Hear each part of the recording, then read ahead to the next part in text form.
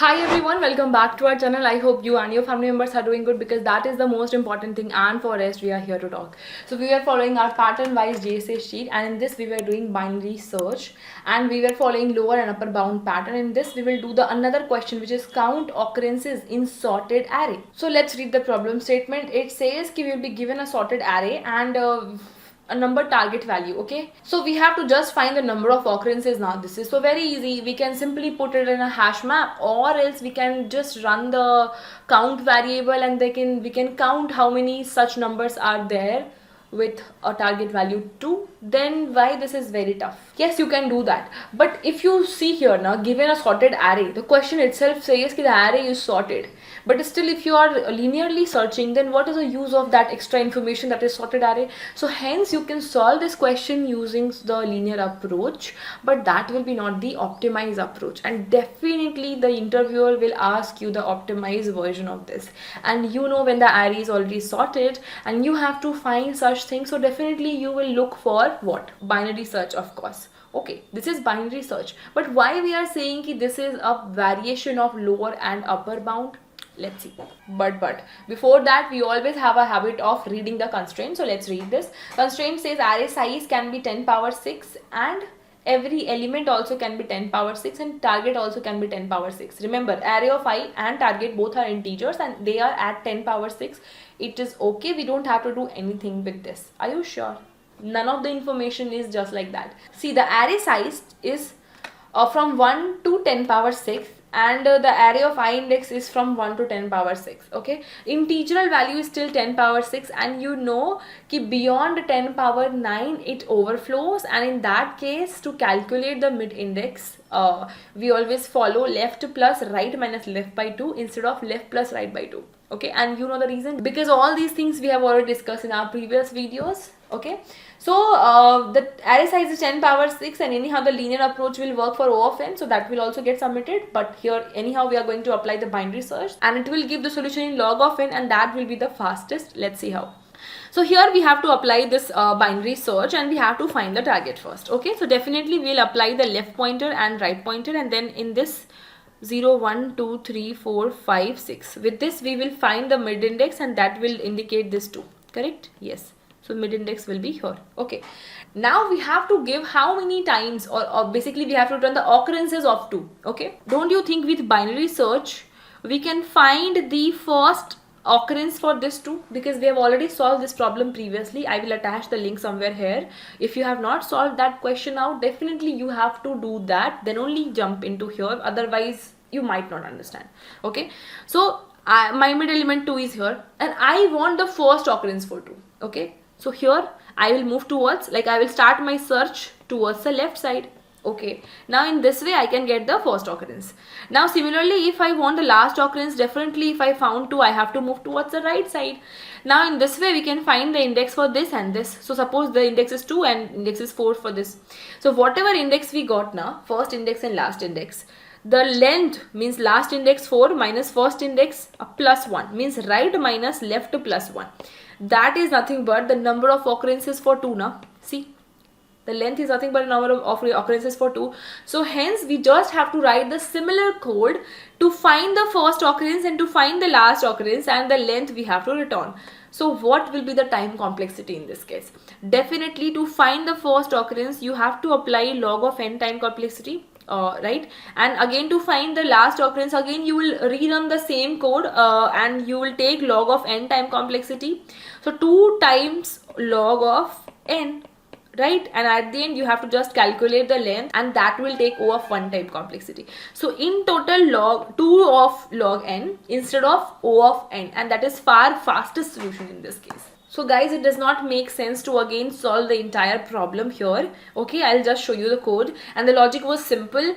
First calculate the mid. If that mid index is equal to target, to find the first occurrence, move towards the left side, and to find the right occurrence, last occurrence, move towards the right side. If you hit any value, suppose 1, and obviously 2 is greater than target, so you will find the first and last occurrence once your array of mid value matches with target. But what if the mid value itself is 1? It is lesser and you want 2, correct? So hence in that case you would like to go for right search. Correct. Similarly, suppose the array of mid index says 3 and you want 2. So definitely you have to search towards the left side. So basically here you write 3 different cases. If your nums of mid, correct, is equal to target. Okay. So for first occurrence you go towards what? Where? Left side. For first occurrence, correct? And for last occurrence you go towards right side. So for going towards left side you put your right at mid, and for going towards right side you put your left at mid, correct? But what if your nums of mid value, suppose it is 1 and it is obviously lesser than target now, but you want to find the target, so where will you go? You will go towards right side. So for that you will put your left pointer at mid plus 1. Why not mid? Because mid does not match now. Mid is smaller than only now, so mid will not add up to our value. So hence you will move your left pointer towards mid plus 1, correct? Yes. And now in else case, what will happen? Let's write in else if. So in else case, if we are writing inside the else case, so if it is not equal, if it is not smaller, definitely it is greater. Suppose 3. So the array of mid is 3 and target is 2. Where we will find this 2? Definitely towards left side. And for that we have to move our right pointer at mid minus 1. Why not mid? Because mid is greater now. So mid will not be counted as our answer. So hence we will move towards the right side. Okay. Now where to move for the first and last occurrence, that will only be possible once our mid hit the target value. Now if we have to find the what? If we have to find the first occurrence, here we will write right pointer at mid. Why not mid minus 1? Because we know ki it is equal now, and we don't know ki if after this what if 2 is not there. So if we'll go there, then though we won't find 2 again now. So hence keep the right pointer at that same 2. Similarly, if you want to find the last 2, again don't keep your left pointer at mid plus 1. No, keep at the same mid, because we don't know going forward what if the 2 will not be there. So this 2 will be the last element. So means in this case first index and last index will be same, which is 3 minus 3 and plus 1. So definitely you will get 1 as a length number of occurrences. So this logic we have already done in our previous video. I don't want to waste my and your time again here. If you have not visited this question, I will definitely recommend you to move to that question, previous question first, where we have discussed everything in detail. If you want, I will paste that video link in the description below, and from there you can get that. So here what we did, for the first occurrence we have written the code here, okay, means we will run the while loop until left is less than equal to right, and we will calculate the mid index. If the mid index value is equal to target, definitely for the first occurrence we have to move towards the left side. So hence we can either move our right pointer at exactly mid, or else we can save that mid in our answer variable and then we can move at mid minus 1. Because if in future, if we don't found any another 2 again in the left side, then definitely that index has not lost, because we have saved in a variable now. Else if the value of mid is less than target, definitely we have to move towards the right side. For that we'll move left is equal to mid plus 1, or else right is equal to mid minus 1. So this logic will give us the index of first occurrence of the 2. Similarly, the another logic will give us the last occurrence of 2. Why? Because when my array of mid is equal to target, we are saving the answer. But now we are moving towards right side. Left is equal to mid plus 1. Earlier see, right was mid minus 1, correct? So if we want the last occurrence, obviously we will move towards the right side, and hence we have written this code, and this function will return the last index of 2 and the previous function will return the first index of 2. With both the indexes, we will call here and we'll save it here. Again we'll call here and save it here, right? And at the end, whatever is the index now, we'll just calculate the length by last minus first plus 1, and the number of length, or the length, is nothing but the number of occurrences of that 2, or else target variable. So hence now you can run this code. This is in Java. So let's run this, and now let's try to submit this code. The time complexity will be log n plus log n, which is 2 log n.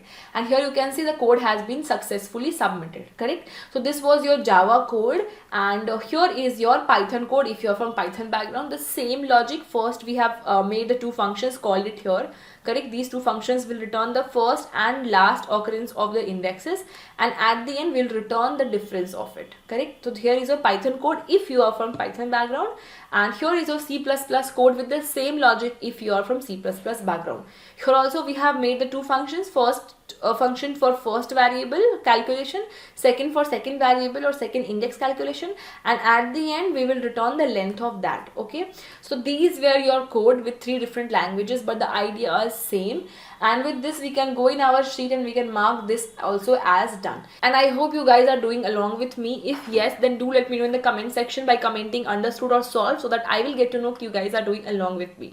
And if you are new to this channel, definitely you can check this Rising Brain DSA pattern wise sheet, which is freely available, and we all are following this in our whole playlist. I will attach the link in the description, and if you guys want to connect with me on any of the social medias, then all the links will be in the description. Definitely you can reach out to me at any time for any guidance. And that's it guys, I hope these videos are helpful, and trust me, this is my genuine recommendation for you all. If you guys are feeling you are just watching the video and if you're not submitting on your own, and if you think you will learn it, no you won't. Trust me, you might feel for some time that you understood, but after some days you will definitely forget if you won't do it again. So close the window, close your notes, and try to dry run this with pen and paper on your own.